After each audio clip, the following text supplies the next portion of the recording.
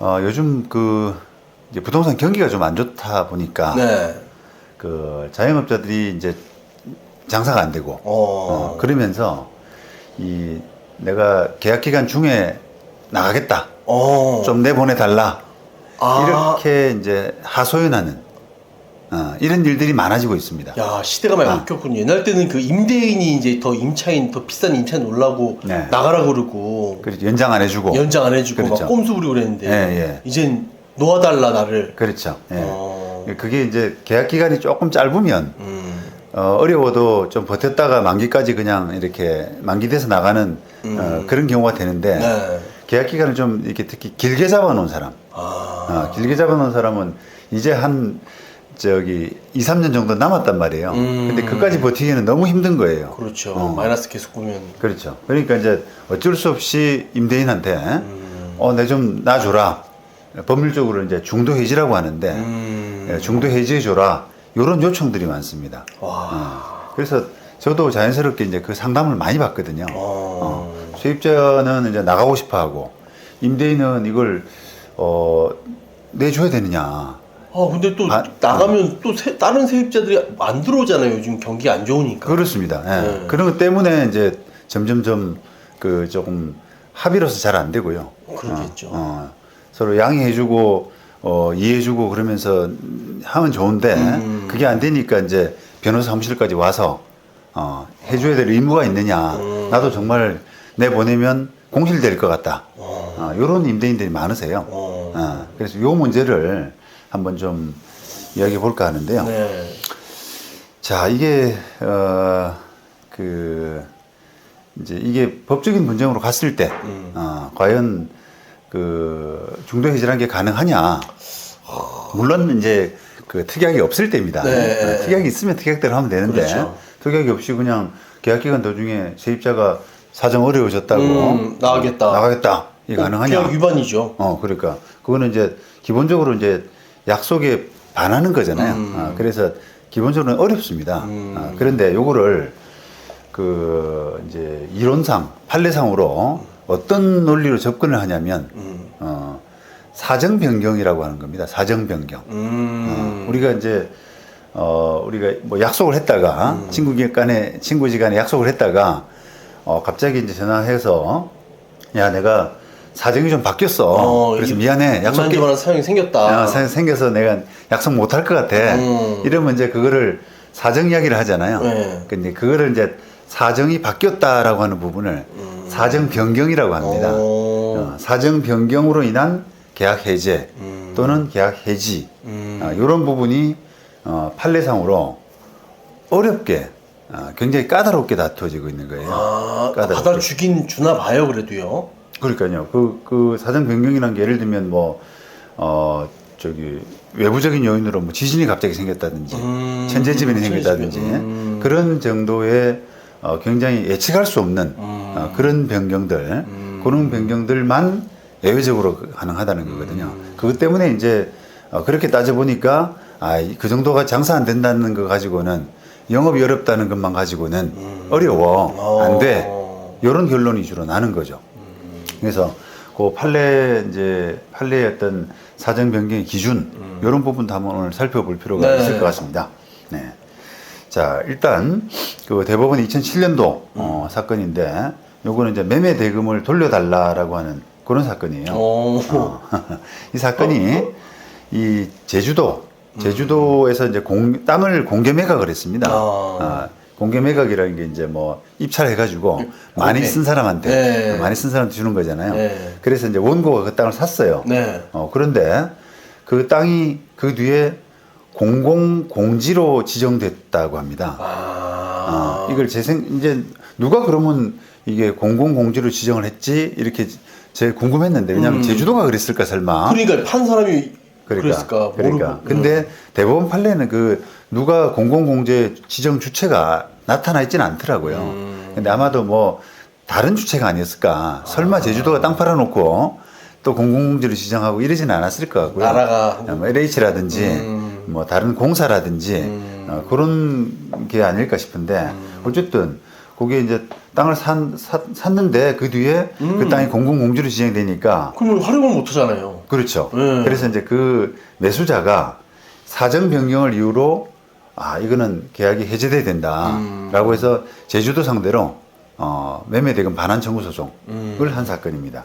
그런데 결론은 어쨌든 대법원에서 이거는 사정 변경으로 볼 수 없다. 없다예요? 네, 없다. 야, 그래서 매매대금 반환할 필요 없다. 이렇게 했고요. 요 사건의 2심, 2심은 반대로 사정 변경으로 볼 수 있다. 라고 해서 돈을 돌려줘라. 네. 이런 판결이 났습니다. 그런데 그게 대법원에서는 뒤집어진 거죠. 네. 자, 그걸 이론을 보시면은 대법원에서 이른바 사정 변경으로 인한 계약 해제는 계약 성립 당시에 당사자가 예견할 수 없었던 현저한 사정의 변경이 발생했고 그러한 사정의 변경이 해제권을 취득하는 당사자에게 책임 없는 사유로 생긴 것으로서 여기까지는 뭐 비슷하잖아요. 그렇죠. 갑자기 수용이 돼버렸으니까 공공연결이 지정됐으니까요. 사유로서 계약 내용대로의 구속력을 인정한다면 신의 측에 현저히 반하는 결과가 생기는 경우에 계약 준수 원칙의 예외로서 인정되는 것이다. 그죠? 그런데 이제 이게 다음부터가 중요한데요. 여기서 말하는 사정이라고 하는 것은 계약의 기초가 되었던 객관적인 사정으로서 일방 당사자의 주관적 또는 개인적인 사정을 의미하는 것은 아니라 할 것이다. 이렇게 돼 있죠. 그러니까 우리가 이제 임대차 계약에서 보자면 세입자가 장사가 안 돼요. 내가 이런 것들은 안 된다 이 말입니다. 그러겠죠. 그런 부분들 그거는 이제 일방 당사자의 주관적 개인적인 사정이라고 하잖아요. 그런 거다. 그리고 계약의 성립의 기초가 되지 아니한 사정이 그 후 변경되어서 일방 당사자가 계약 당시 의도한 계약 목적을 달성할 수 없게 됨으로써 손해를 입게 되었다고 하더라도 특별한 사정이 없는 한 그 계약 내용의 효력을 그대로 유지하는 것이 신의 측에 반한다고 볼 수도 없다. 이런 게 있는데 이게 조금 말이 어렵지 않습니까? 핵심 포인트는 계약의 성립의 기초가 되지 아니한 사정 이 부분이에요. 그러니까 계약의 성립의 기초가 된 사정과 계약의 성립의 기초가 되지 아니한 사정 이런 차이인데요. 자, 요거는 원심은 이제 이게 사정 변경이 됐다, 해제 가능하다라고 이렇게 했지 않습니까? 그런데 대법원은 원심 판단이 틀렸다라고 하면서요. 이 매매 계약은 일반 매수 예상자들을 대상으로 한 피고의 공개 매각 절차를 거쳐서 이루어진 것으로서 공개 매각 조건에는 이 사건 토지가 개발 제한 구역에 속해 있고 이 사건 토지의 매각 후에 행정상 제한이 있을 경우 피고가 이에 대해서 책임을 지지 않는다는 내용이 명시되어 있으며 이 사건 매매 계약에서도 피고는 이 사건 토지 인도 후에 발생한 일체 위험 부담에 대해서 책임지지 않는다는 내용이 계약에도 명시되어 있을 뿐 이 당시 이 사건 토지상의 건축 가능 여부에 대해서 논의가 이루어졌다고 볼 만한 자료가 없다. 이렇게 했습니다. 개발 제한 구역이었네요. 네. 자, 그런데 이제 원고가 뭐라 그러면서 이제 돈 돌려달라. 사정 변경이 있다. 이렇게 주장을 했냐면, 이거 집 지을 수 있는 건축 가능한 땅인 줄 알았더니만 건축이 불가능하게 생겼어. 공공 공지가 됨으로써 건축 불가능하게 생겼어. 이런 이야기를 했단 말이에요. 근데 대법원에서는 이 사건 토지상의 건축 가능 여부는 원고가 이 사건 토지를 매수하게 된 주관적 사정에 불과할 뿐 이 사건 매매 계약의 성립에 기초가 되었다고 보기 어렵다는 거예요. 그죠? 그렇죠. 기초로 건물 짓는다고 뭐 한 것도 아니고 그 전제로 판 땅도 아니고 그렇습니다. 그 전제로 건축 가능하다는 전제로 매매가 된 것도 아니고 그냥 그 땅을 팔았을 뿐이라는 거예요. 그러니까 이제 산 사람이 뭐 그걸 건축을 할지 안 할지 뭐 아니면 네 생각이고 그렇죠. 거기서 뭐 뭐 소를 키울지 이런 것들을 알 수가 없잖아요. 그러니까 이제 그런 부분은 이 사정 변경 그런 부분 가지고는 사정 변경으로 보기는 어렵다. 신의식 위반도 아니다. 이렇게 판단했습니다. 자, 요 판단이 있고요. 그 다음에 또 그 후에 대법원 2013년 전원 합의체 판결인데요. 요 사건은 이제 임대차 계약 문제는 아닌데 우리가 계약의 해제 또 반대로 계약의 해지 이런 용어를 우리가 대립적으로 좀 쓰지 않습니까? 그렇죠. 위의 사건, 아까 봤던 제주도 그 사건은 계약의 해제, 매매 계약이니까 앞으로. 계약의 해제 사건이고 2013년 요 전원합의체 판결은 계약의 해지와 관련된 뭐 계속적 거래 계약 이런 표현을 쓰거든요. 우리 임대차가 대표적인 겁니다. 그렇죠, 그렇죠. 그래서 이제 요 사건이 2013년 사건이 이제 임대차 계약에서는 또 중요한 부분인데 아까 비슷해요 논리는 기본적으로 이제 그런 사정 변경이란 건 무엇이다. 요 정도는 돼야 사정 변경이라고 볼 수 있다. 이런 일반적인 이야기를 하면서 이런 법리는 계속적 계약 관계에서 사정 변경을 이유로 계약을 해지하는 경우에도 주장하는 경우에도 마찬가지로 적용된다 이랬습니다. 그러니까 이제 아까 그 이야기했던 그런 논리들을 그대로 기본적으로는 계약의 해지에서도 그대로 적용할 수 있다라고 기본적으로 이제 어떻게 보면 까다로운 거죠. 그러네요. 잘 받아주지 않네요. 그렇죠. 웬만한 사정이 있지 않는 한은. 그렇습니다. 네. 네. 그런 이제 그 대법원의 어떤 판시를 좀 읽을 수가 있고요. 자, 그 다음에 요거를 바탕으로 하는 이제 하급심 판결이라고 할 수 있는데 서울중앙지방법원 2017년 요거는 임대차 보증금 반환. 세입자가 임대인 상대로 네. 보증금 돌려줘. 이런 이거랑 좀 사건입니다. 비슷한 거네요. 그렇죠, 네. 그렇죠. 원고가 뭐라 주장했냐면 원고가 이제 세입자입니다.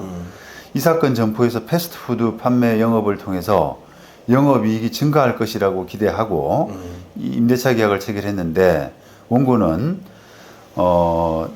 지속적인 영업 손실을 입고 있는 바 이는 이 계약의 기초가 되는 객관적 사정이 변경한 경우에 해당되므로 계약 사정 변경을 이유로 해지한다. 그래서 보증금 8억 돌려줘. 이런 이야기입니다. 그런데 이제 법원 판단은 아까 대법원 그 판시를 이제 인용을 하면서요. 와, 엄청 크네요. 사정 변경에 관한 아까 2007년도 판결 있잖아요. 그걸 이제 인용을 하면서 그 다음에 또 2013년 전원합의체 판결 계약의 해지에도 그런 법리가 그대로 적용된다. 이런 판결을 인용하면서 판단을 이제 결론을 어떻게 내렸냐면 그 2013년 12월부터 2015년 9월까지 대략 한 2년도 안 되는 시간이잖아요. 그렇죠. 그 영업 손실이 한 7억 6천만 원이었다는 겁니다. 이게 아마 뭐 롯데리아나 네, 뭐 큰 패스트푸드. 맥도날드나 네. 이런 종류일 것 같아요, 느낌이. 그래서 이 2년도 안 되는 시간에 영업 적자가 7억 6천만 원인데 그 법원은 이 영업 손익이라고 하는 것은 원고의 영업 전략 및 수단에 의해서 달라지는 것이고 원고가 영업 이익이 발생할 거라고 기대했다고 하더라도 이거는 임대차 계약을 체결한 주관적인 목적이나 동기에 불과하다. 그렇죠. 이렇게 봤습니다. 누가 패스트푸드를 하래? 그렇죠. 야채 가게를 하지 그러면. 그렇죠. 그러니까 잘 될 수 있는 업종을 바꿀 수 있는 바꿀 수 것이고 건데. 등등 이런 것 때문에 이 사정 변경을 이유로 한 계약 해지는 불가능 이렇게 판단했죠. 그래서 대부분은 여기 해당됩니다. 대부분은 부정적이라는 거죠. 그렇죠. 받아들여주지 않네요. 그렇죠. 자, 그렇다 그러면 지금처럼 이제 경기가 안 좋은 이런 시점에서 내가 지금 잘 될 거라고 들어가는데 이게 과연 안 되면 내가 어떻게 빠져나오나 이런 부분을 생각을 안 할 수가 없단 말이죠. 와, 옛날 때는 그런 부분을 생각을 안 했는데 그냥 보통은- 임대인이 쫓아내지 않을 그럴까봐 계약을 길게 했잖아요. 그렇죠. 네. 그리고 또 권리금 이제 장사해서 네. 권리금이 생기면 네. 이걸 어떻게 받고 빠져나오지? 네. 이런 걱정도 하고. 근데 지금은 오히려 반대로 영업이 기울어질 수 있는 가능성. 권리금 필요 없으니까 그냥 보증금이라도 빼주잖아요. 권리금, 그쵸. 네. 권리금은 고사하고, 네. 보증금이라도 이런 거잖아요. 그래서 그런 부분에 대한 어떤 고려, 고민, 이런 것들이 필요하다는 겁니다. 자, 그러면 이제 우리가 임대차 계약의 당사자는 임대인과 임차인인데, 네. 임대인은 사실은 별 걱정할 필요가 없죠. 계약 기간이 뭐 5년 이렇게 해놓으면 중도해지가 기본적으로 안 된다는 것이 판례이기 때문에 네. 임대인은 계약에서 굳이 뭐 더 고민할 필요는 없는데 이제 고민을 해야 될 당사자는 임차인입니다. 그렇죠. 자, 그러면 어떻게 이제 대처하는 것이 좋을까? 요건데요. 제가 생각할 때는 한 두 가지 정도로 정리를 해봤습니다. 네. 첫 번째는 과거처럼 이렇게 계약 기간을 너무 길게 하는 거 이 별로 안 좋아요. 네, 저번에 변호사님 말씀해 주셨습니다. 그렇죠. 여러 차례 말씀을 짧게 드렸습니다. 네. 예. 왜냐하면 상인법상 갱신요구권이 있기 때문이죠. 예. 이제 뭐 특별한 거 없으면은 뭐 10년까지 네. 보장되잖아요. 그런데 쓸데없이 이제 어떻게 보면은 몇 년 길게 해놓게 되면 5년 해놓으면 중간에 스톱시킬 수 있는 권한이 없습니다. 맞아요. 물론 이제 그것도 임차인의 보호를 위해서 법이 좀 그 개정돼 가지고 뭐 세입자가 원하면 절반 정도 하고 언제든지 나올 수 있다. 이런 법이 나온다 그러면 좋죠.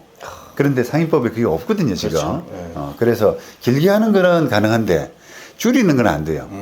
그래서 그런 부분을 이제 감안한다 그러면 예전에처럼 너무 이렇게 영업기간 보장받기 위해서 네. 길게 했던 거, 이거는 지금은 좀 자제될 필요가 있습니다. 무조건 1년. 네. 1년 하면 좋죠. 네. 1년 하면 좋죠. 그러면 이제 1년마다 갱신을 해야 네, 되죠. 네, 네. 네. 그런 방법도 괜찮고, 2년도 좋고. 2년도 근데 뭐 5년, 7년, 10년 이렇게 너무 길게 해놓게 되면 나중에 나올 때 어려울 수가 있다. 이 말입니다. 두 번째, 계약을 할 때 나중에 내가 언제든지 나오겠다, 중도해지 할 수 있다, 이런 부분을 좀 계약서에 좀 반영하는 그런 것도 좀 필요할 수 있겠다라는 겁니다. 이게 저도 이제 계약서를 많이 보게 되지만 계약서에 그런 게 별로 없어요. 그렇죠. 그런 특약은 저도 못 본 것 같아요. 그러니까 이게 들은 것 같지도 않고. 그렇죠. 거의 실무상 별로 못 봤잖아요. 네. 근데 그게 과거의 어떤 영향 때문인 것 같은데요. 세입자가 난 계약 기간 3년으로 하고 한 1년 지나면은 중도해지 할 수 있다는 부분을 좀 넣어달라. 이런 요구를 감히 임대인한테 하기가 갑이었으니까. 그렇죠. 야, 이거 들어오는 것만도 고마운 줄 알아. 이 임대료로 고마운 줄 알아. 이렇게 해야 되는 상황인데 나는 1년 있다가 나가는 해지 조항 없으면 안 하겠습니다. 이런 이야기를 감히 할 수 없는 것 같아요. 근데 그게 이제 과거의 어떤 습관 이런 거다 보니까 호황기 때 그죠? 예. 그리고 또 어쩔 수 없는 가불 관계 이런 부분도 좀 남아 있는 것 같고요. 그래서 세입자가 중도해지권을 넣는 부분 이런 부분들을 실무상으로 거의 활용을 잘 안 합니다. 그러게요. 그래서 얘기를 잘하면 될 것 같은데 만약에 뭐 한 5년 계약은 하지만 2년 지나서 또 지방 내려갈 수도 있다. 그렇죠. 예, 뭐 장사 좀 안 되면 지방 내려가서 뭐 딴 거 해보려고요. 그렇죠. 뭐 넣어주십시오 그렇죠. 하면 그래요. 넣을 수 있을 것 같은데 그걸 그렇습니다. 상상을 안 합니다. 그런 얘기. 그러니까요. 근데 이제 지금 제가 이제 임대인을 만나 보면요. 아무래도 이제 제가 부동산 전문 하다 보니까 고객이 임대인이 많지 않습니까? 임대인 하다 보면은 공실로 굉장히 힘들어해요. 맞아요. 그러니까 이제 우리가 임대차 계약할 때 세입자 만나서는 이 물건이 너무 좋아 이러면서 이제 좀 뻐기고 그러는데 실제 마음은 저 사람을 잡아야 되는데 왜냐하면 공실이 길었기 때문에 자금매에 쪼달린단 말입니다. 그렇죠. 그러니까 그런 마음이 있어요 항상. 그래서 세입자 입장에서도 이거를 한번 내가 던져보는 거예요. 요 조항을 받아들이나 안 받아들이냐.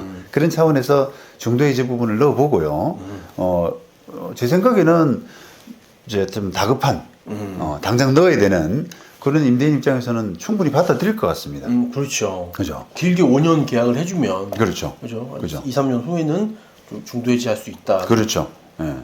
그래서 이제 그런 부분을 만약에 생각한다면 제가 한번 적절한 뭐 서식이라 그럴까요? 예시 이런 걸 한번 만들어 봤는데 임대차 기간 5년 중에서 2년이 경과한 후로부터 임차인은 중도 해지 요구할 수 있고 이 경우 임대차 계약은 임차인 요청 후 3개월 후에 효력이 발생한다. 요렇게까지 마무리해도 되고요. 네. 만약에 그걸 임대인이 좀 꺼린다라고 하게 되면은 단서를 하나 붙이셔도 돼요. 그 해지 효력은 발생하되 임차인은 임대차 종료 시점으로부터 5년 임대차 만기 시점 사이에 이해되시죠? 그러니까 계약 기간이 만약에 2년 6개월 해가지고 쫑이 났다. 그럼 2년 6개월 남았잖아요. 나머지 2년 6개월 남았지 않습니까? 네. 그 2년 6개월 사이에 발생했어야 되는 정상 임대료의 30%를 임대인에게 지급할 의무가 있다. 그럼 임대인 좋겠는데요? 임대인도 나쁘지 않지 않습니까? 네, 네. 근데 그거는 이제 30% 요거는 조절하면 되니까요. 10%라든지 뭐 20%라든지 그렇게 하면 임대인도 요거 받고 내 보내고 몇 달 공실 뒀다가 다른 사람 드리고 예. 그렇게 하면 손해는 아니겠다 이렇게 생각할 수가 있거든요. 그래서 옵션을 어차피 이 부분은 임차인의 권리입니다. 임차인이 행사할 수도 있고 안 할 수도 있고 하기 때문에 요거는 임차인한테 득이 될 수가 있거든요. 그렇죠. 행사 안 하면 그냥 쭉 가면 되는 거니까. 그렇습니다. 예.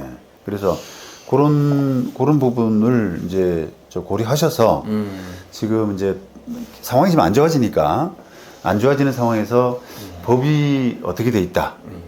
그 다음에 법이 없는 부분은 임대차 계약으로 또 활용을 해야 된다. 이런 부분을 좀 정확하게 인지하시고 합리적으로 대처하는 그런 자세가 필요할 것 같습니다. 맞습니다. 변호사님이 저번에 말씀하셨듯이 네. 임대인은 좀 길게 계약하는 게 좋고 네. 임차인은 짧게 계약하는 게 낫다. 네. 그렇게 뭐 공식적으로 외우셔도 네. 크게 틀리진 않을 것 같아요. 네.